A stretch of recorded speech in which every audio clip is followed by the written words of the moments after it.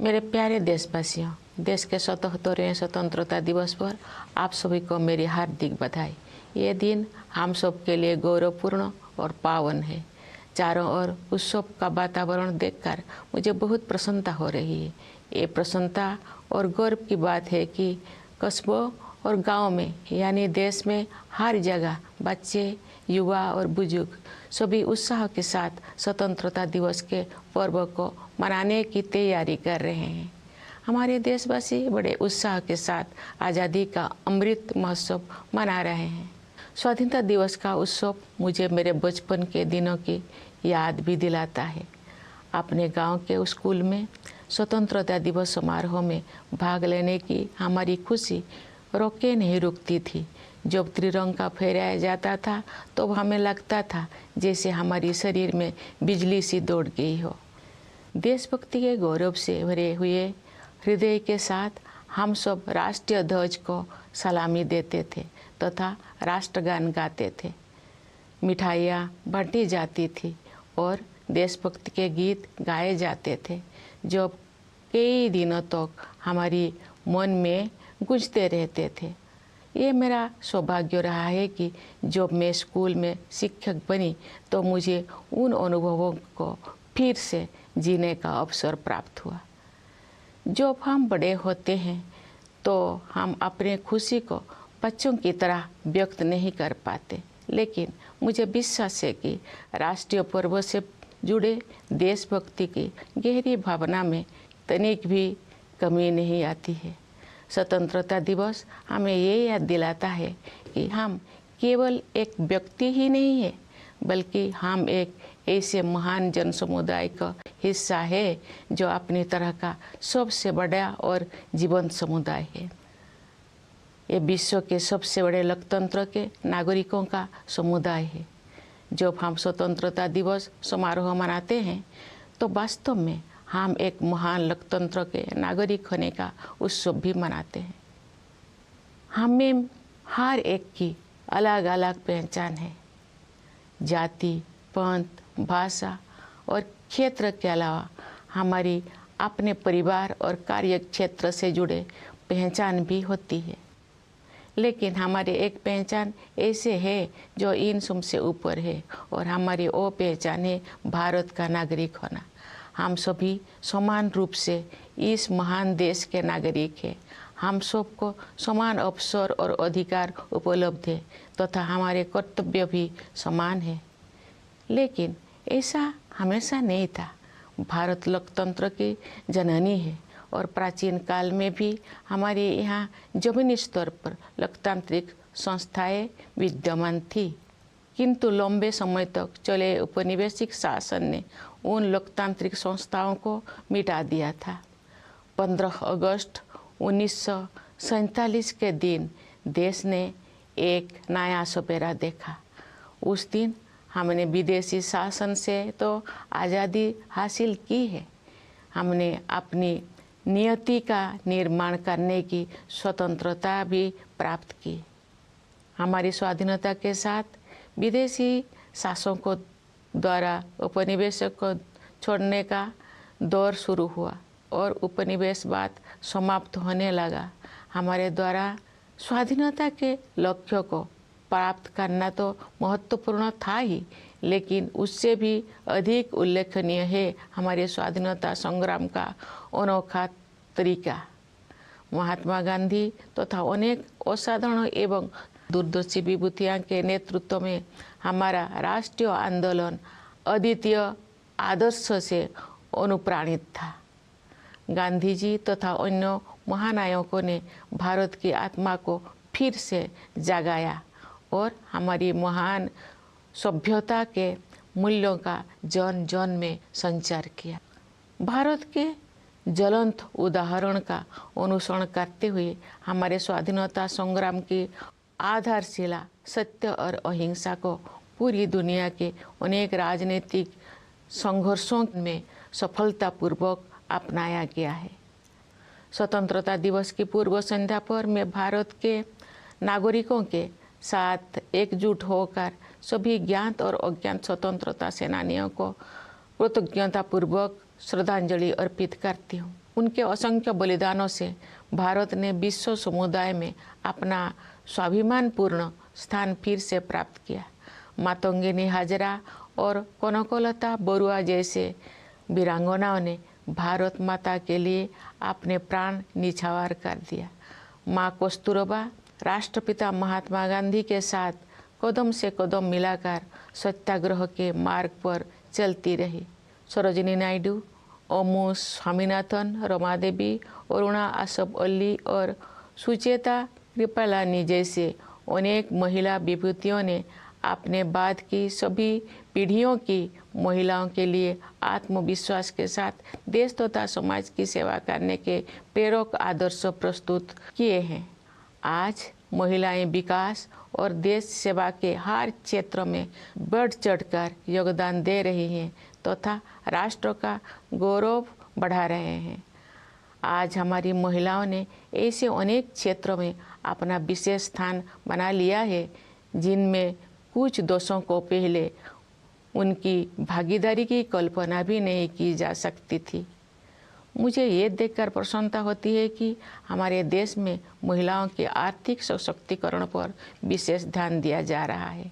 आर्थिक सशक्तिकरण से परिवार और समाज में महिलाओं की स्थिति मजबूत होती है। मैं सभी देशवासियों से आग्रह करती हूँ कि वे महिला सशक्तिकरण को प्राथमिकता दें।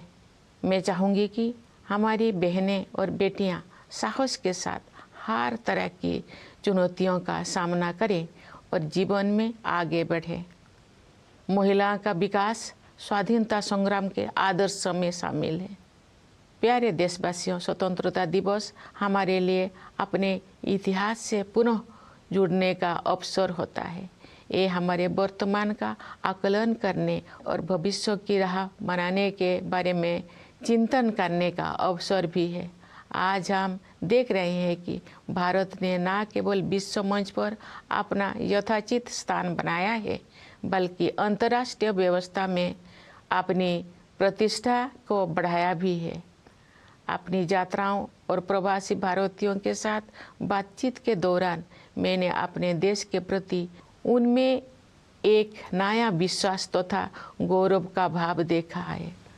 भारत पूरी दुनिया में विकास के लक्ष्यों और मानवीय सहयोग को बढ़ावा देने में महत्वपूर्ण भूमिका निभा रहा है। भारत ने अंतर्राष्ट्रीय मंच पर अग्रणी स्थान बनाया है तथा G20 देशों की अध्यक्षता का दायित्व भी संभाला है। चूँकि G20 समूह दुनिया की 2/3 जनसंख्या का प्रतिनिधित्व करता है, इसलिए ये हमारे लिए वैश्विक प्राथमिकताओं को सही दिशा में ले जाने का एक अद्वितीय अवसर है। G20 की अध्यक्षता के माध्यम से भारत व्यापार और वित्त के क्षेत्र में हो रही निर्णयों को न्याय संगत प्रगति की ओर ले जाने में प्रयासरत है। व्यापार और वित्त के अलावा मानव विकास से जुड़े विषय भी कार्यसूची में शामिल किए गए हैं। ऐसे कई मुद्दे जो पूरे मानवता के लिए महत्वपूर्ण है और किसी भौगोलिक सीमा से बंधे हुए नहीं हैं। मुझे विश्वास है कि भारत के प्रभावी नेतृत्व के साथ G20 के सदस्य देश उन मोर्चों पर उपयोगी कार्रवाई को आगे बढ़ाएंगे। भारत की G20 की अध्यक्षता में एक नई बात यह है कि डिप्लोमेसी को जमीन से जोड़ा गया है। एक अंतर्राष्ट्रीय राजनयिक गतिविधि में लोगों की भागीदारी को प्रोत्साहित करने के लिए अपनी तरह का पहला अभियान चलाया गया है। उदाहरण के लिए ये देखकर मुझे अच्छा लगा कि स्कूलों और कॉलेजों में G20 से जुड़े विषयों पर आयोजित की जा रही गतिविधियों में विद्यार्थी उत्साहपूर्वक भाग ले रहे हैं। G20 से जुड़े कार्यक्रम के बारे में सभी नागरिकों में बहुत उत्साह देखने को मिल रहा है। प्यारे देशवासियों, सशक्तिकरण की भावना से युक्त इस उत्साह का संचार आज संभव हो पाया है क्योंकि हमारा देश सभी मोर्चों पर अच्छी प्रगति कर रही है। मुश्किल दौर में भारत की अर्थव्यवस्था न केवल समर्थ सिद्ध हुई है बल्कि दूसरों के लिए आशा का स्रोत भी बनी है। विश्व की अधिकांश अर्थव्यवस्थाएं नाजुक दौर से गुजर रही है।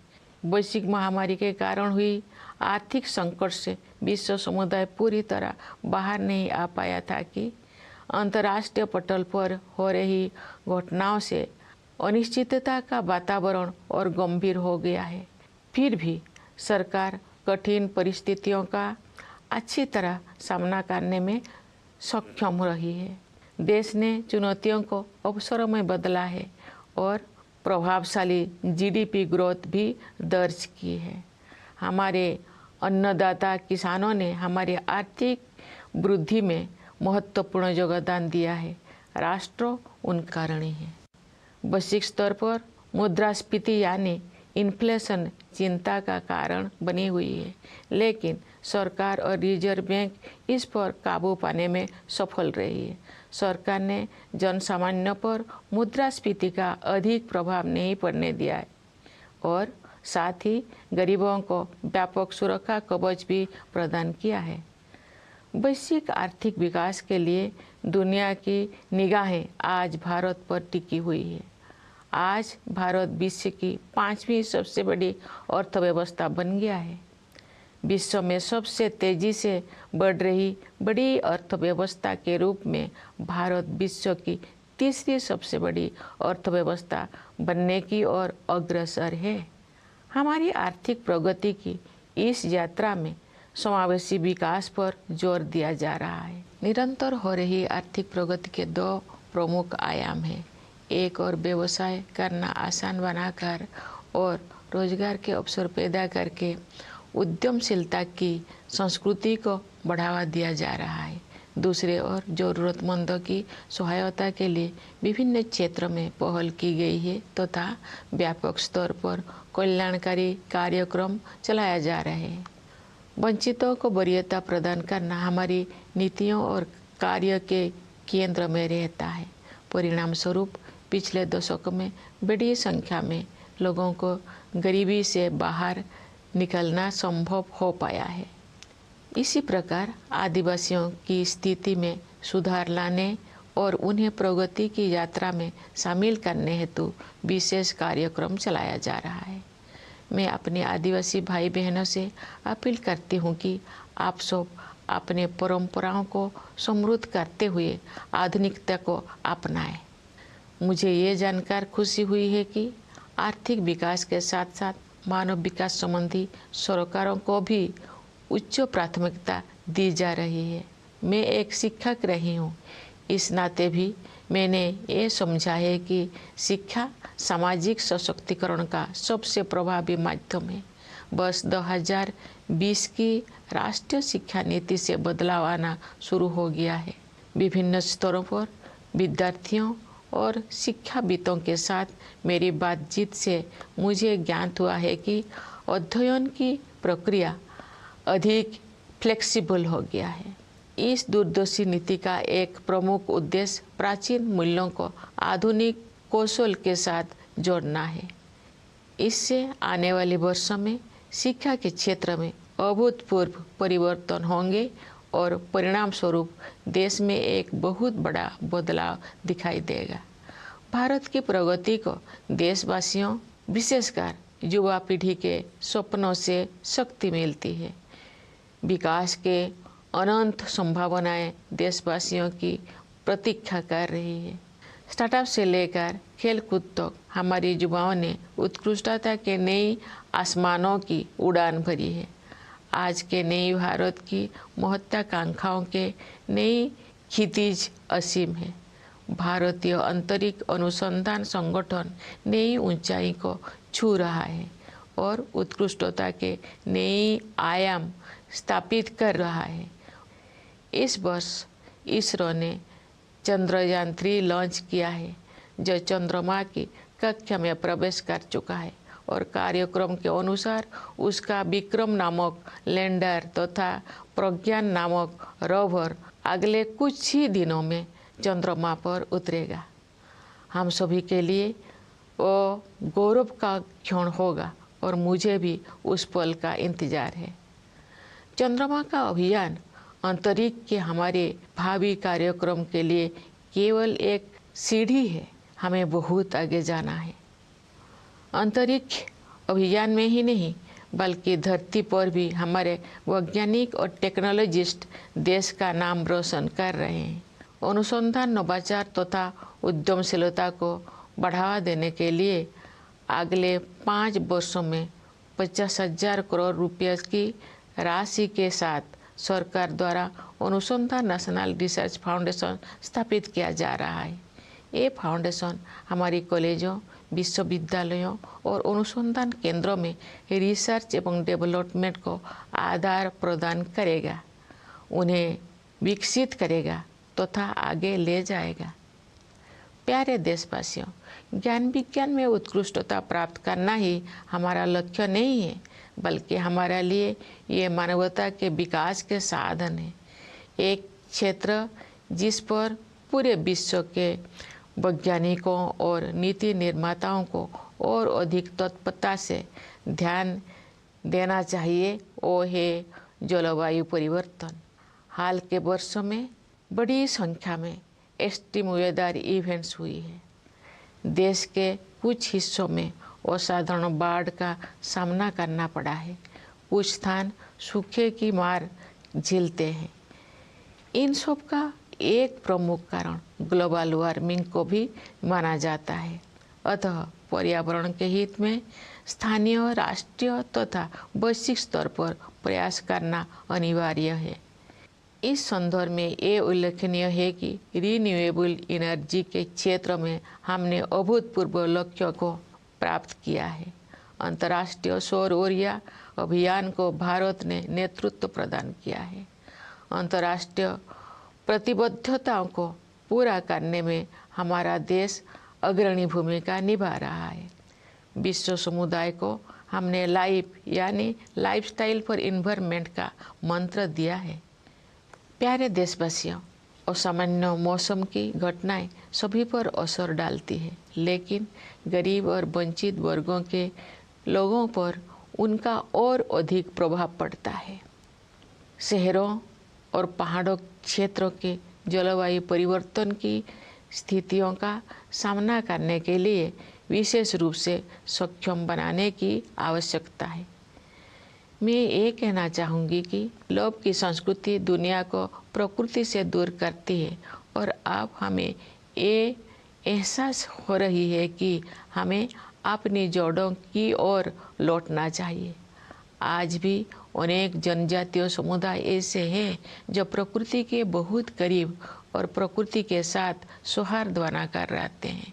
उनके जीवन मूल्यों और जीवन शैली क्लाइमेट एक्शन के क्षेत्र में अमूल्य शिक्षा प्रदान करते हैं।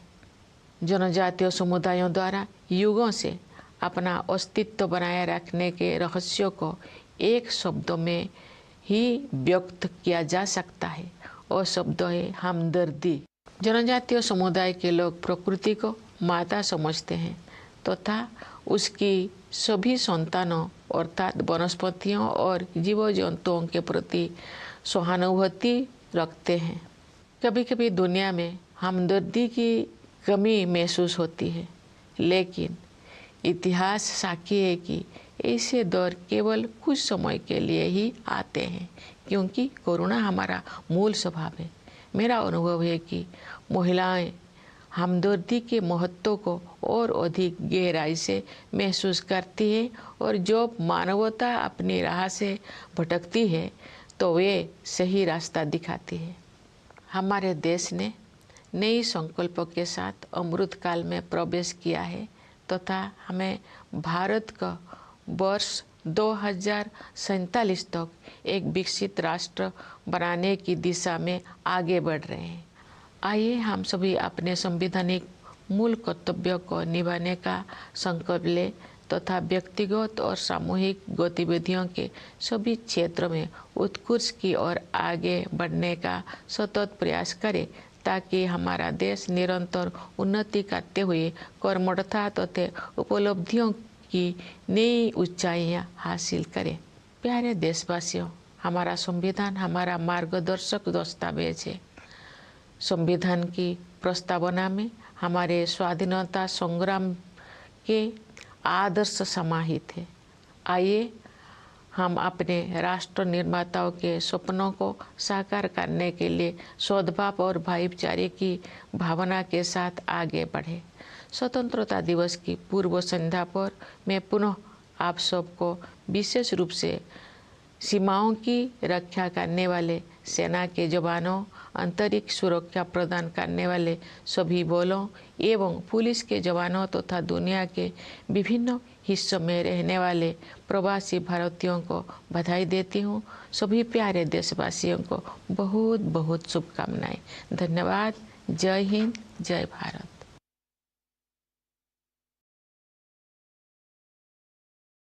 My dear fellow citizens, my heartiest greetings to all of you on our 77th Independence Day. It is a glorious and auspicious occasion for all of us. I am overjoyed to see that festivity is in the air.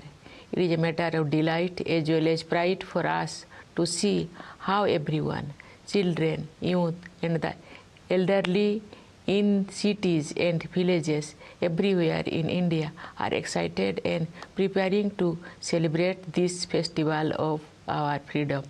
The people have been celebrating Azadi Ka Amrit Mahotsav with great enthusiasm. Independence Day celebrations also remind me of my childhood days. We could not contain our excitement of participating in the Independence Day celebrations in our village school. When the tricolor was hosted, we felt an electrifying energy pass through us. With our hearts full of patriotic pride, we salute the national flag and sang the national anthem. Sweets were distributed and patriotic songs were sung, which kept playing in our minds for many days. I was fortunate in having an opportunity to relive these experiences when I became a school teacher. When we grow up, we may not remain as expressive of our joy as children are, but I am sure that the intensity of the patriotic feelings associated with the celebration of national festival is not diminished at all.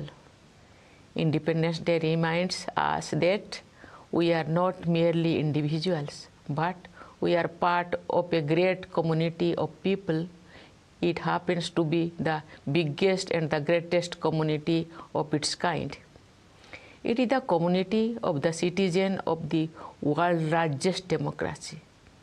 What we celebrate on Independence Day is the fact that we are part of a great democracy. Each of us has many identities, apart from caste, creed, language, and region. We are also identified with our families and professions. But there is one identity that is above all, that is our identity as citizens of India. Each one of us is an equal citizen. Each one of us has an equal opportunity, equal rights, and equal duties in this land. But it was not always so. India is the mother of democracy, and since ancient times, we had democratic institutions functioning at the grassroots. But long years of colonial rule wiped them out. On 15th August 1947, the nation woke up to a new dawn. We not only own freedom from foreign rule, but also the freedom to rewrite our destiny. With our independence began the era of foreign rulers withdrawing from many colonies, and colonialism drew close to its end. What is special about our freedom struggle is not only the fact that its objective was achieved, but also how it was fought. Under the leadership of Mahatma Gandhi and a galaxy of extraordinary visionary leaders, our national movement was animated by a unique set of ideals. Gandhiji and others rekindled the soul of India and helped the nation rediscover its civilizational values. Following India's shining example, truth and non-violence, the cornerstone of our resistance, has been successfully employed in many political struggles around the world. On the eve of Independence Day, I join my fellow citizens in paying grateful tribute to the known and unknown freedom fighters whose sacrifices have made it possible for India to regain its rightful place in the Committee of Nations. Great women freedom fighters like Matangini Hajra and Kanakolata Borua laid down their lives for Bharat Mata. Ma Kasturba matched the father of the nation, Mahatma Gandhi, every step of the way on the difficult path of Satyagraha. Many great women leaders like Sarojini Naidu, Amu Swaminathan, Rama Devi, Aruna Asaballi, and Sucheta Kripalani had set inspiring ideals for all future generations of women to serve the nation and the society with self-confidence. Today, women are contributing extensively in every field of development and service to the country and are enhancing the nation's pride. Today, our women have made their special place in many such fields in which their participation was unimaginable a few decades ago. I am happy to note that the economic empowerment of women is being given special focus in our country. Economic empowerment strengthens the position of women in the family and society. I urge all fellow citizens to give priority to women empowerment. I would like our sisters and daughters to overcome challenges with courage and move ahead in life. Development of women was among the ideals of our freedom struggle. Dear citizens, Independence Day is an occasion to reconnect with our history. It is also an occasion to assess our present and reflect about our way forward. Looking at the present, we see that India has not only regained its rightful place on the world stage, but it has also enhanced its standing in the international order. During my visits and interactions with the members of the Indian diaspora, I have observed a new confidence in the India story. India is playing a crucial role in promoting developmental and humanitarian goals around the world. It has also assumed leadership of international forums, especially the presidency of G20. As the G20 represents 2/3 of the world population, this is a unique opportunity to help shape global discourse in the right direction. With the G20 presidency, India can nudge decision-making in trade and finance towards equitable progress. Beyond trade and finance, matters of human development too are on the agenda. There are many global issues that concern all humanity and are not limited by geographical boundaries. I am confident that with India's proven leadership in dealing with global issues, member nations will be able to advance effective action on these fronts. What is notable in India's presidency of G20 is the way this diplomatic activity has been taken to the grassroots. There has been a first of its kind campaign to encourage people's participation. It is delightful to see, for example, students enthusiastically participating in diverse contexts organized in schools and colleges touching upon the themes of G20. All the citizens are enthusiastic about events related to G20. Dear fellow citizens, this enthusiasm along with a sense of empowerment is possible because the nation has been taking great strides on all fronts. India's economy has proven to be not only resilient during turbulent times, but is also a beacon of hope for others. The world economy is passing through a delicate stage as the pandemic has been followed by international events that have added to the air of uncertainty. Yet, the government has been able to navigate the stormy waters very well. India has converted challenges into opportunities and has recorded high GDP growth. Our Annadata farmers have contributed significantly to our economic growth. The nation feels indebted to them. Inflation at the global level remains a cause for worry. But in India, the government and the Reserve Bank have managed to contain it. The government has succeeded in protecting the common people from high inflation, while also providing a more extensive security cover to the poor. The world looks up to India for global economic growth. The continued economic progress is driven by a two-pronged strategy. On the one hand, there is a sustained push to unleash the forces of enterprise by making it easier to do business and generate job opportunities. On the other, proactive and expanded welfare initiatives for the needy have been taken in various domains. Giving priority to the deprived remains the focus of our policies and actions that have lifted a large number of people out of poverty in the last decade.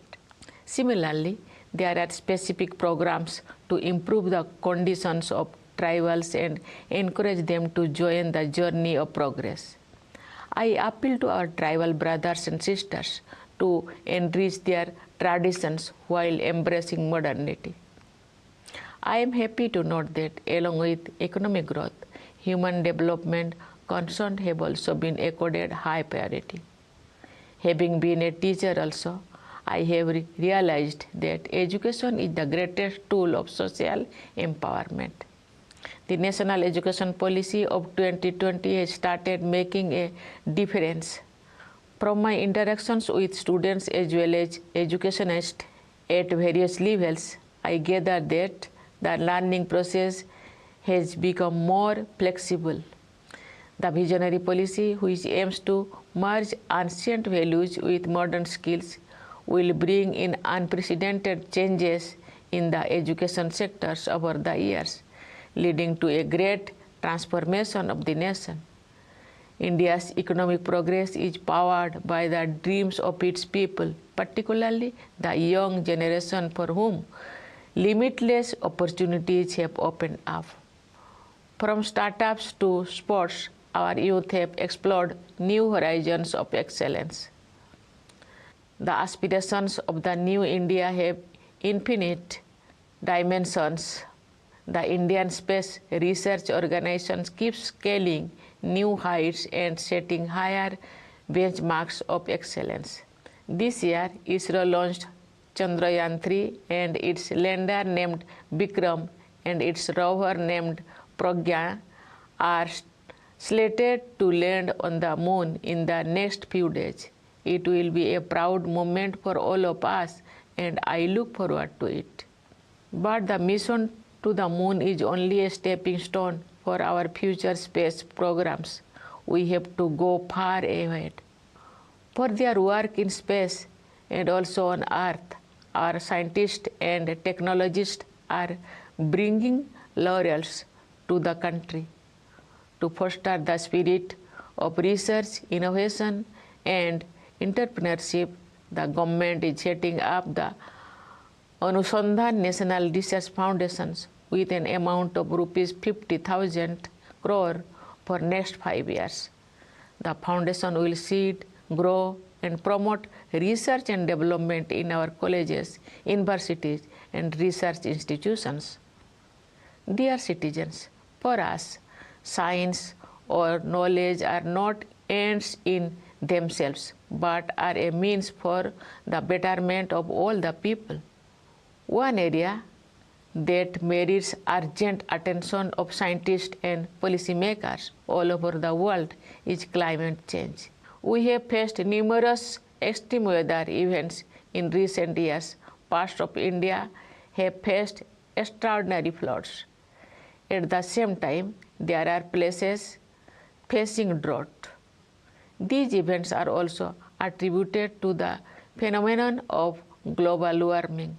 Therefore, it is necessary to make efforts at the local, national, and global levels for the environment. In this context, it is noteworthy that we have achieved unprecedented goals in the field of renewable energy. India is providing leadership to the International Solar Alliance. Our country is playing a leading role in fulfilling international commitments. We have given the mantra of life, that is lifestyle for environment, to the global community. Dear fellow citizens, extreme weather events affect all, but their impact is far more severe on the poor and the marginalized. Cities and hilly terrains especially need to be made more resilient. The larger point here is that the culture of greed takes the world away from nature. We now realize the dire need to return to our roots. I know that there are still many tribal communities who live very close to nature and in harmony with it. Their values and lifestyle offer invaluable lessons for climate action. The secret of the survival of the tribal communities through ages can be summarized in one word. That single word is empathy. They have empathy for all Mother Nature's fellow children, flora and fauna alike. Sometimes, however, the world seems to be suffering from a deficit of empathy. But history shows that such periods are only aberrations, and kindness is our fundamental nature. It is my experience that women have empathy in greater measure, and they show the way when humanity goes astray. Our country has entered Amrit Kal with new resolutions, and we are moving forward towards making India an inclusive and developed nation by the year 2047. Let us all take a pledge to perform our fundamental duty to strive towards excellence in all spheres of individual and collective activity, so that the nation constantly rises to higher levels of endeavor and achievement. Dear fellow citizens, our Constitution is our guiding document.